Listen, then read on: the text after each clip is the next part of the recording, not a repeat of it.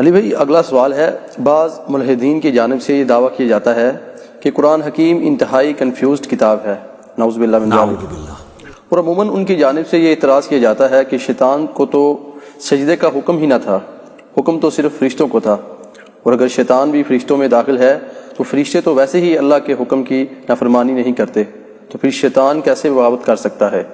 قرآن حکیم میں اس واضح تضاد کی کیا جسٹیفیکیشن دی جا سکتی ہے؟ دیکھیں، اس طرح کے کئی تضادات آپ کو بظاہر نظر آئیں گے، وہ تضادات نہیں ہوتے۔ میں نے پہلے بھی بتایا کہ قرآن ایک پوری ڈاکٹرن ہے، اس کو آپ دنیاوی ایک مثال سے سمجھیں۔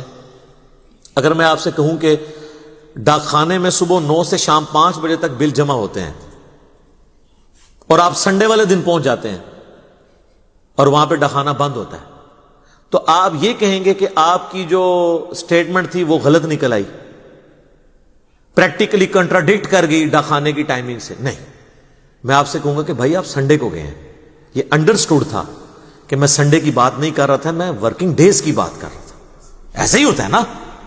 اس طرح قرآن میں بھی جب کوئی بات کی جاتی ہے تو وہ ہر جگہ اس کے سارے رولز کلیئر نہیں کیے جاتے، لیکن وہ کتاب میں موجود ہوتے ہیں۔ جیسے کہ عام لوگوں کو یہ رول پتہ ہے کہ سنڈے کی چھٹی ہوتی ہے، تو اب یہ اگر میں اپنی ورڈنگ میں بتاتا بھی نہ، تب بھی آپ نے اسے انڈرسٹوڈ کرنا تھا، یہی تھا نا۔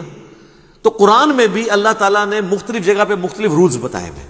یہ بات درست ہے کہ قرآن پاک میں قصہ آدم اور ابلیس کم از کم 7 دفعہ تو آیا ہے ڈیٹیل کے ساتھ، سورۃ البقرہ میں، سورۃ الاعراف کے اندر، سورۃ الحجر میں، سورہ صاد میں، سورہ بنی اسرائیل کے اندر، سورۃ الکہف کے اندر، سورہ طٰہٰ کے اندر۔ ان میں سے 6 جگہ پہ یہی ہے کہ اللہ تعالیٰ نے حکم دیا فرشتوں کو تو سب کے سب سجدے میں گر پڑے سوائے ابلیس کے۔ اس نے تکبر کیا اور گمراہوں میں شامل ہو گیا، کافروں میں شامل ہو گیا۔ لیکن ایک جگہ ساتھ آیا ہے، کان من الجن ففسق عن امر ربہ، وہ ہے سورۃ الکہف کی آیت نمبر 50۔ وہ جن تھا اس لیے اس نے اپنے رب کی نافرمانی کی۔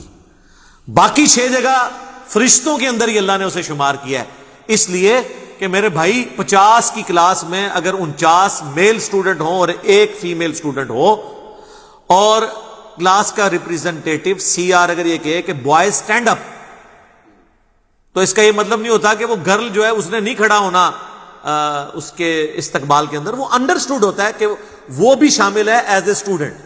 لیکن اسے کہتے ہیں تغلیب کا قاعدہ، غالب کا قاعدہ۔ غالب اکثریت کس کی ہے؟ قرآن میں آپ اکثر چیزیں دیکھیں گے، احکامات بھی مرد والے صیغوں سے آئے ہیں اکثر جگہ، لیکن اس میں عورتیں بھی شامل ہوتی ہیں،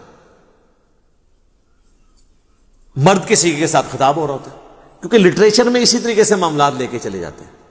آپ کئی عورتوں کی شاعری دیکھیں تو وہ مردانہ لینگویج میں ہوتی ہے، اور بعض اوقات جو مرد ہیں وہ نعت لکھ رہے ہوتے ہیں اور وہ اپنے آپ کو عورتوں والی لینگویج میں یوز کر لیتے ہیں۔ وہ اس لیے کرتے ہیں، وہ اپنے آپ کو کم تر شو کرنے کے لیے تصغیر کا قاعدہ استعمال کرتے ہیں۔ میں تے منگتی ہاں، وہ کہتے ہیں یہ منگتا کہوں گا تو وہ ذرا کم گراوٹ ہے، منگتی کہاں تے اور تھلے گراوٹ ہے۔ وہ اتنے ایک ذہن ہے نا کہ عورت جڑی ہے بہت تھلے ہے، ہم اس ذہن کو نہیں مانتے، ایک علیحدہ سے ایک ٹاپک ہے۔ لیکن عموماً جب بات کرتے ہیں تو وہ مردانہ لینگویج میں بات ہو رہی ہوتی ہے۔ اس طرح قرآن بھی جب بات کرتا ہے نا، فرشتوں کو حکم ہوا تو فرشتوں کے ساتھ اس وقت وہ شیطان بھی تھا تو اس کو حکم تھا۔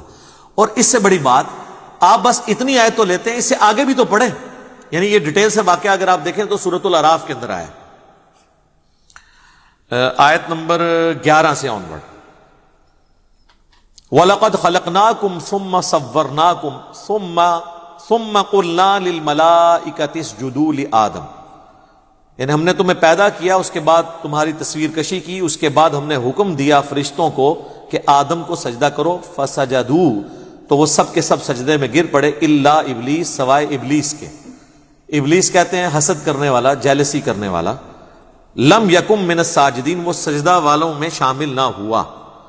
اب یہاں آپ دوسرا مطلب بھی لے سکتے تھے کہ اسے حکم نہیں ہے، تو آگے دیکھیں نا آگے کیا الفاظ ہیں، اللہ نے ادھر چھوڑا نہیں اسے، کہا قال ما منعک الا تسجد اذ امرتک، اے ابلیس تجھے کس چیز نے منع کیا کہ جب میں نے تجھے حکم دیا تھا سجدے کا تو تو نے سجدہ نہیں کیا؟ تو یہاں وہ جواب ہونا چاہیے تھا ملحدین والا کہ یا اللہ تو نے مجھے تو حکم نہیں دیا، تو نے تو فرشتوں کا ہے، میں تو جنہ.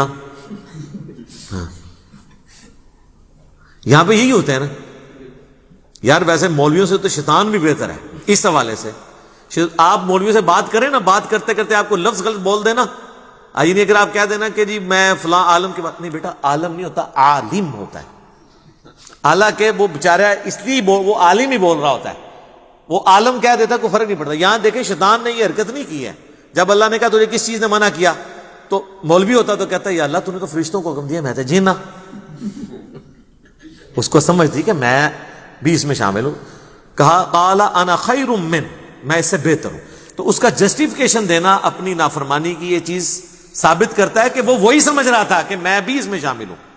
خلقتنی من نار، مجھے تو نے پیدا کیا آگ سے، وخلقتہ من طین، اور اس سے تو نے پیدا کیا مٹی کے ساتھ. پھر یہ آگے پورا واقعہ چلتا ہے. تو شیطان نے بھی وہ جسٹیفیکیشن نہیں دی جو یہ شیاطین ملحدین اس کی طرف سے دے رہے ہیں، وہ تو اللہ نے کلیریفائی کر دیا قرآن میں. اب رہا کنٹراڈکشن کے قرآن میں آیا ہے مختلف جگہ کے اوپر کہ فرشتے جو ہیں وہ اللہ کے حکم کی نافرمانی نہیں کرتے، وہ وہی کرتے ہیں جو اللہ ان کو حکم دیتا ہے. تو پھر شیطان نے کیوں نافرمانی کی؟ تو یہ فرشتہ نہیں تھا. وہ سورۃ الکہف میں آ گیا کان من الجن ففسق عن امر ربی، وہ چونکہ جنوں میں سے تھا اس لیے اس نے اپنے رب کی نافرمانی کی. لہذا یہ دونوں سٹیٹمنٹس کو جوڑے تو اینڈ رزلٹ یہ ہے کہ قرآن میں کوئی کنٹراڈکشن نہیں ہے. وہ دونوں باتیں بیک وقت اپنی جگہ پہ درست ہیں. فرشتے نافرمانی نہیں کرتے، سارے فرشتوں نے سجدہ کیا. شیطان چونکہ جن تھا، اور دو ہی مخلوقات ہیں جنہیں اللہ نے آزادی دی ہے، جن اور انس. وما خلقت الجن والانس الا لیعبدون.